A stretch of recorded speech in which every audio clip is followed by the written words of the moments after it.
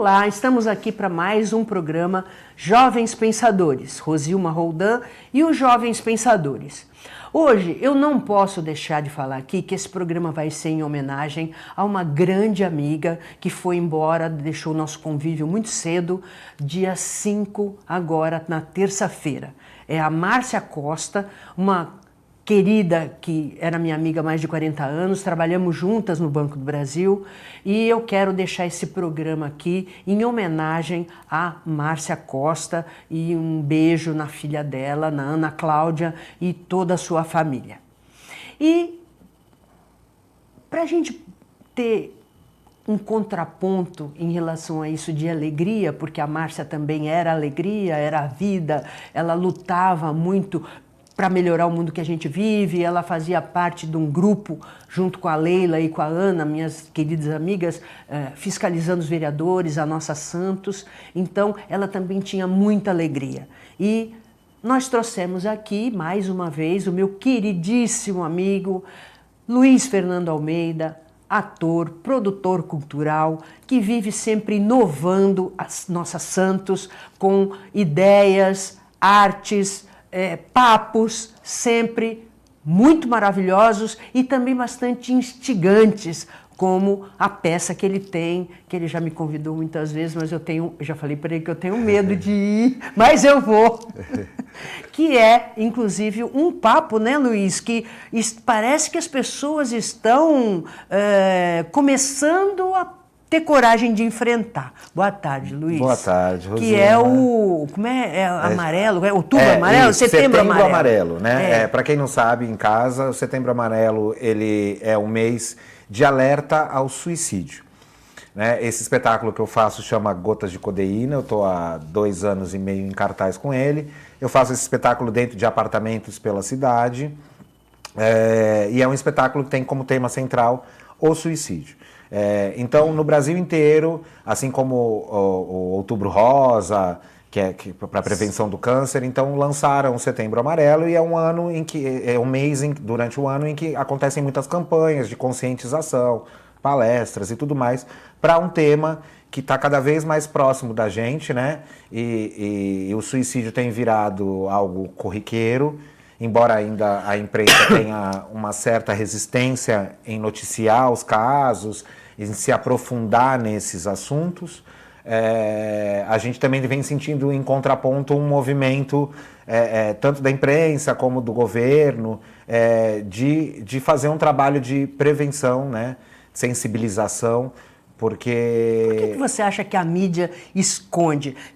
Porque eu já tenho conversado com algumas pessoas que falam que falar no assunto, que a gente sabe que não é verdade, né? Mas parece que a mídia teria essa preocupação de esconder, um pouco por causa da privacidade da família, que às vezes não quer divulgar, né? Ainda talvez nos reportando a Idade Média, que as pessoas eram malditas, enfim, não podiam nem ser enterradas no mesmo cemitério, tal e tudo, mas também pelo fato que pode haver um despertar, um incentivo. Será que é isso? Ou será que é o contrário? A gente não falar sobre o assunto é que justamente o monstro devora as pessoas? É que, assim, esse é um pensamento antigo, como a lei em que o juiz, na semana passada, se baseou para falar a respeito do abuso sexual da menina no ônibus em São Paulo.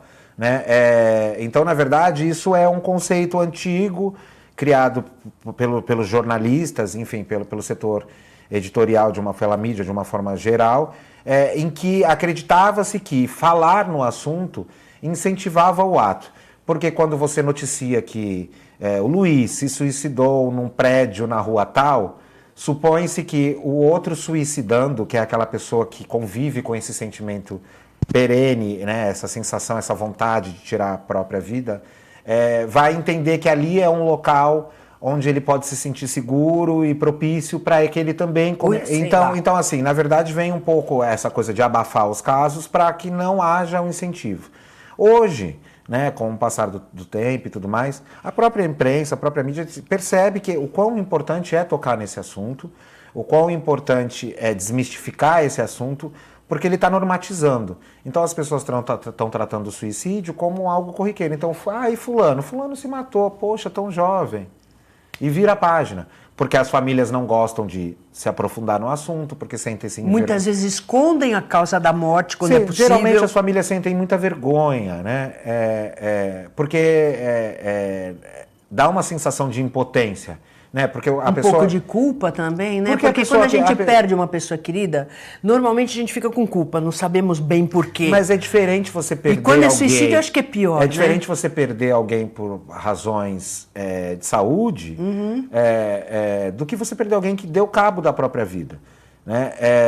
Então, tocar no assunto, esse mês de Setembro Amarelo, que é o mês de prevenção, são ações importantes para evitar que as pessoas cheguem a cometer o ato. Né? Porque o suicida, ele não resolve se matar do dia para a noite. Ele carrega isso ao longo do tempo. E ele dá pistas, né? E essa sensação de impotência da família depois que acontece é porque justamente por não ter percebido. As pistas que deixa, né? Exatamente. O espetáculo agora eu fiz uma temporada agora em agosto, agora a gente está dando uma parada, eu deveria... pelo mês fazer uma temporada, mas eu estou dedicado ao bazar nesse momento, então eu devo voltar com ele lá para novembro, para encerrar o ano, fazer mais uma temporadinha aqui em Santos. E é interessante porque você já me falou, e isso também me interessou, porque eu acho que a gente tem que discutir tudo, né? E que depois, né, da peça você tem um debate com as pessoas. Você faz para poucas pessoas, nós já conversamos aqui. As sessões são sempre para 10 pessoas. E aí tem o espetáculo e depois a gente abre para uma roda de partilha, porque eu acho que como eu estou abordando um tema espinhoso e tudo mais, eu acho importante a gente ter um bate-papo e gerar algum tipo de reflexão para que as pessoas não saiam ali apenas com o seu entendimento, porque teatro é uma obra que cada um toca cada um de uma forma, né? É verdade, cada um faz uma leitura. Exatamente, né? Então, assim, oferece sempre essa possibilidade. Mas eu gosto de sentar e conversar para que as pessoas também não saiam dali com nenhuma ideia deturpada, achando que eu estou glamourizando o ato, ou que de alguma forma... Incentivando. Exatamente, ou que de alguma forma eu acho que é algo super normal e tudo mais. Então, a gente sempre bate um papo. A preparação para esse trabalho foi muito intensa, eu conversei com especialistas, eu leio muito sobre o assunto, para que essas pessoas saiam dali também um pouco, não sei se é a palavra correta, mas amparadas no sentido de... amparadas culturalmente, no né? No sentido de que não está sozinha mesmo. Com a informação correta, para também não sair dali deturpando nada e achando que eu estou... Essa semana saiu no jornal aqui da região uma reportagem, né, que fala, por exemplo, que parece que é uma atitude meio democrática, ou seja, você tanto encontra muitos jovens, como encontra também muitos idosos, como muitos adultos. Parece que a maior incidência é uma determinada faixa etária entre os jovens e entre os idosos. Né? Homens entre 16 e 24 anos de idade, sobretudo a população LGBT, nessa faixa etária, e homens a partir dos 50 anos de idade são mais propensos, estão entre os maiores índices de suicidas no país. Esses dados que eu tenho são dados antigos, porque, infelizmente, os órgãos de saúde, eles não fornecem esses dados especificamente. E, além disso, né? Nós já até conversamos lá no mestrado sobre isso, e nessa reportagem no jornal também faz menção, quando o cara pega o carro e joga contra o poste, não é considerado suicídio, é considerado acidente de trânsito. Sim. E muitas vezes a gente sabe que pode ter sido suicídio, né? Então, às vezes, essas estatísticas elas são subestimadas, né? Subavaliadas. E muitas vezes também não se diz que a pessoa morreu por suicídio. Já ouvi de especialistas, já li em teses de mestrado sobre o assunto, que, na verdade, essas estatísticas são manipuladas.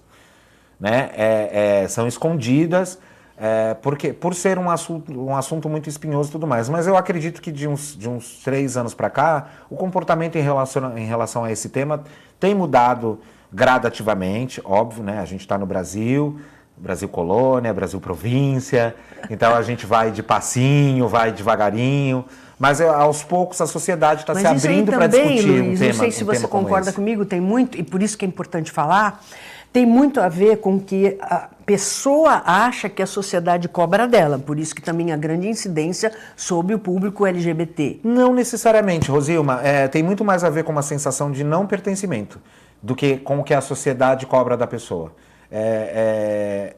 Ao longo do trabalho de pesquisa para esse espetáculo, eu tive a oportunidade de conversar e estar perto de vários suicidandos, que é o termo que a gente usa para nomear pessoas que já tentaram se matar, mas não chegaram até as vias de fato.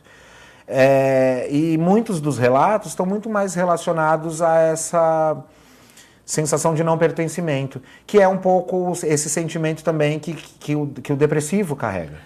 Verdade. Né? Que a depressão também é uma outra, outra doença moderna, que está cada vez mais evidente com as redes sociais, as pessoas... Não tão moderna, né? Porque os românticos já se matavam e tinham mas eu acho depressões, que com as redes enfim, sociais, né? com as redes sociais está acontecendo algo que é muito curioso, que é assim, que a gente está ficando deprimido juntinho. A gente está ficando deprimido juntinho. É verdade. Então fica todo mundo juntinho ali, olhando a vida do outro, imaginando que a vida do outro é legal, se condenando por não ter aquela vida. E aí tá todo mundo entrando num processo depressivo online. Sim. Sem perceber. Sem perceber. Né? E aí esse estado depressivo é o primeiro passo para depois a pessoa começar a pensar em dar cabo da própria vida. Mas tem gente que nasce nesse estado depressivo. É verdade. Que vive a vida inteira nesse estágio depressivo, sem detectá-lo, sem saber o que é essa dor, sem saber, né? A gente é um país que não tem um hábito de frequentar médicos, fazer exames. Até hoje a sociedade acredita que ir a psicólogo e a psiquiatra é coisa de maluco. Existe muito preconceito. Não, e às vezes é mais fácil você ir porque está com um mal físico, uma dor de estômago, uma dor de barriga, mas quando você, por exemplo, tem um mal-estar psíquico, você não vai porque você acha, isso eu resolvo? Ou então, não, isso é coisa de maluco, como você acabou. E nada mais é do que um mau funcionamento. Muitas vezes é um hormônio que você tem a menos, enfim, um distúrbio químico. Genética. Depressão, inclusive, está relacionada à propensão genética. Então, se por um acaso... Aliás, você viu recentemente o filho do Getúlio se matou também. Para você ver... A questão do DNA como é forte. É forte. E tem aí também, e isso é muito comum, acontece muito, quando tem um suicida na família, acontece muitas vezes de existir outros. Porque normatiza. E como é um assunto que a própria família não toca, a pessoa se matou, foi enterrada e tudo mais, a partir dali não se fala mais nisso. E aí é que tá, que o monstro nasce. Então, exatamente. Então, aí aquilo fica normal. Então, se você é de uma família que você viu 1, 2 pessoas se matarem, aquilo para você é ok. O mito do vampiro, ele mostra pra gente como é que a gente vence o vampiro. É com a luz, né? Sim. E é justamente isso. E você tem que aplicar isso com tudo. O bullying, a própria pedofilia, enfim... As coisas que acontecem, elas acontecem porque estão no escuro. Na hora que você acende a luz, às vezes é duro. Muitas vezes você esconde a verdade porque a verdade dói. Mas com certeza ela dói menos do que todo o resto que vem junto. Mas é que é um processo também, Rosilma, que é muito complicado, porque o deprimido nunca admite que está deprimido. É verdade. Está deprimido. Quando ele descobre que ele está deprimido, ele não externa o estado de saúde dele para as pessoas, porque ele tem vergonha de estar deprimido. Ele acha que isso é fraqueza. E aí, mas ele não externa porque é exatamente isso. A turma do deixa disso, quando alguém fala, eu estou deprimido, eu estou tomando medicação. A pessoa fala, deixa disso. Mas o que é isso? Outra coisa também, que loucura, que eu vejo que é o seguinte, a gente, isso é uma cultura bem ocidental, né? O oriental não é assim, né? E aí eu ia falar um pouco do Japão, porque o suicídio lá tem uma outra conotação. E quando eu falei, por exemplo, que pode ser uma cobrança da sociedade, eu pensei nos japoneses, porque eles se cobram muito e quando eles, por exemplo, não passam no vestibular, eles se matam. Os chineses são mais assim do que os japoneses. Porque a honra, né? Então, por exemplo, ele não passa no vestibular, ele está desonrado. E a desonra se conserta com o suicídio. Então, é cultural, tudo bem. Mas você percebe, por exemplo, no ocidental, uma cultura de hedonismo puro. Então, o sofrimento faz parte da vida. E quando, por exemplo, você perde alguém querido, eu, por exemplo, perco alguém querido, eu falo, eu choro, eu me queixo. Claro, você não vai ficar torrando a paciência dos teus amigos todos, mas basta você fazer uma menção que você já fica... Agora, vamos tomar remédio. Ah, peraí, toma um calmante. Quer dizer, você precisa vivenciar aquilo, porque senão você fica com aquele negócio pela metade que vai te comer. Uma hora vai te comer aquilo. Aí, assim, é muito, muito complicado também a gente generalizar nesse sentido, porque cada um reage de uma maneira, né? A vida, ela é feita de entraves, a gente tem que lidar com as adversidades, tem que lidar, só que assim, nem sempre um baque que a gente sofre, e de repente é a mesma, alguém sacaneia você e me sacaneia. Isso bate em mim de uma forma e em você de outra. E aí, às vezes, a intervenção medicamentosa se faz necessária. Então, a gente não tem muito como generalizar como as pessoas lidam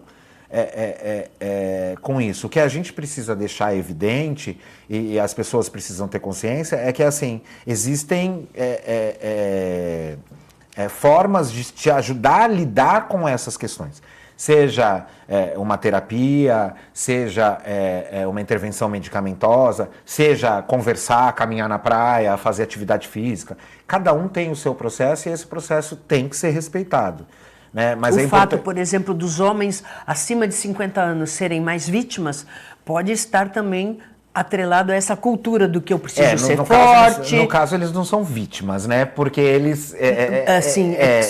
na verdade, são auto-vítimas, vamos dizer assim, na verdade, né? assim, são as pessoas que têm mais propensão a cometer o ato, porque geralmente, assim, o cara, quando chega nessa idade, ele provavelmente já tem uma família construída, uma vida estabilizada, os filhos ficam grandes, saem do ninho, o casamento já não tem mais aquelas emoções todas. Pode ser um casamento incrível, mas já não tem aquelas emoções todas.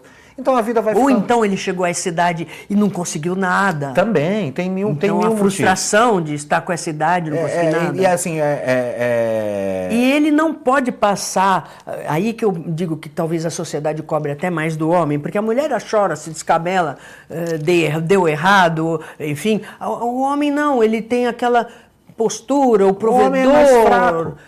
Ele não pode falar, se queixar. O homem é mais fraco, porque exatamente, ele tem que manter essa imagem de que ele é forte, só que ele não tem o direito de fraquejar. Né? A gente é criado dessa forma, é entender que o homem do sexo masculino não tem... né? Porque a gente tem aí o homem, não necessariamente não precisa ser do sexo masculino. Sim, sexo é uma coisa, gênero é outra, né? Tá o certo. homem do sexo masculino, na nossa sociedade, é criado para não falhar, para ser o provedor, para ser o cara que toma a frente de tudo, todas as decisões. E ainda hoje que as mulheres se emanciparam, querem ganhar seu dinheiro, mas mesmo assim, muitas mocinhas eu vejo dizendo, mas o meu dinheiro é só para os meus alfinetes. Não é minha mãe que está falando isso, não. A gente são vive numa meninas de 20, 25 anos. Mas o patriarcado é fortíssimo, na sociedade brasileira, né? Fortíssimo. E o homem, às vezes, eventualmente fica desempregado, como acontece, né? Cada vez mais, cada vez mais. E aí a mulher diz, puxa, mas aí ela mesma passa, você é um fracassado, pode ser que não fale com todas as letras, mas fica implícito ali que... Assim, o que eu, nesses 2 anos e meio de espetáculo, eu conversei com muitos suicidantes, muita gente que foi me assistir, que já tentou se matar e tudo mais. E o que eu consigo perceber é que, assim, não existe um perfil específico, não existe uma classe social específica, não existe. Esse perfil não tem como traçar.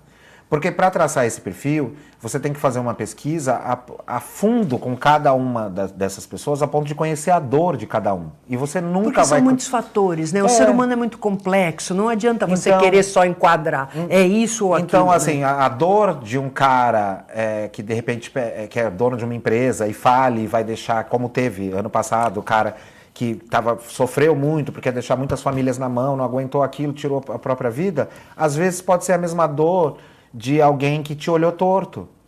Ela pode ter a mesma intensidade, porque cada um lida com essas relações interpessoais e cada um tem as suas necessidades específicas, sua carência específica. Então, a gente não consegue mensurar como isso bate em cada uma das pessoas para traçar um perfil específico. Eu não sou médico, né? Isso precisa ficar Por claro. isso que você é maravilhoso ator. Eu não sou médico, você entende eu sou da alma humana.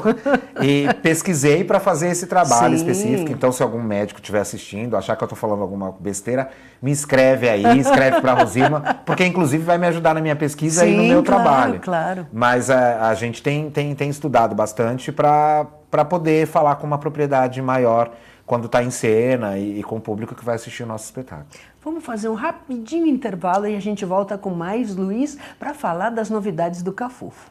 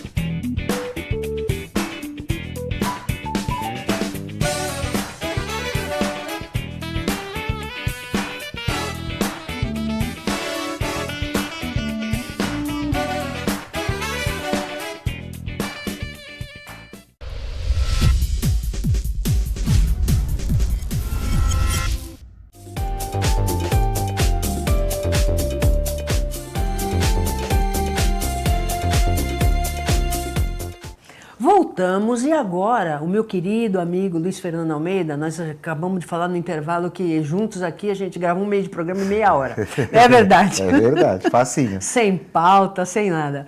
Mas e as novidades no Cafofo? Eu sei que você inventou aí um negócio aí que agora é toda semana. Como é que é o negócio lá na Pompeia? Então, o que acontece é assim, a gente completou 3 anos de bazar, né? Nós somos o pioneiro aqui em Santos no segmento da economia criativa. Completamos 3 anos agora em agosto. Acompanhei o nascimento do Cafofo. Sim, você é uma grande incentivadora do nosso bazar.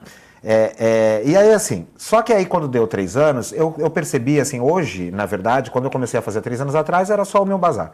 Hoje tem aproximadamente entre 20 e 24 bazares em atividade na cidade. É mesmo? A partir do seu? Sim. Caramba! Em atividade. E aí eu comecei a perceber que, assim, como tem muito bazar acontecendo, muita coisa acontecendo, as pessoas estavam replicando muito um formato que eu comecei a usar lá atrás. E aí, assim, todos os bazares acontecem no mesmo horário, nos mesmos dias da semana, tem o mesmo formato e tudo mais. Como eu sou um ser humano inquieto, como você conhece, eu, a partir da data de comemoração dos 3 anos, resolvi mexer nesse formato.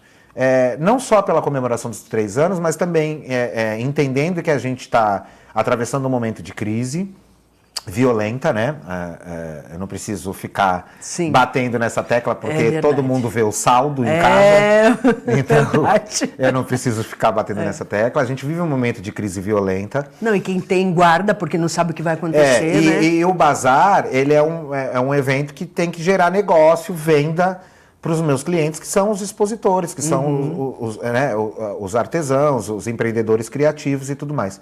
Então aí, pensando nisso, eu resolvi sair desse formato e começar a trabalhar num formato menor. Então eu faço agora... Formato de bolso. Exatamente. Voltar, na verdade, Rosilma, um pouco para as origens de quando o Cafofo começou, que era pequenininho, que eu tinha poucos expositores.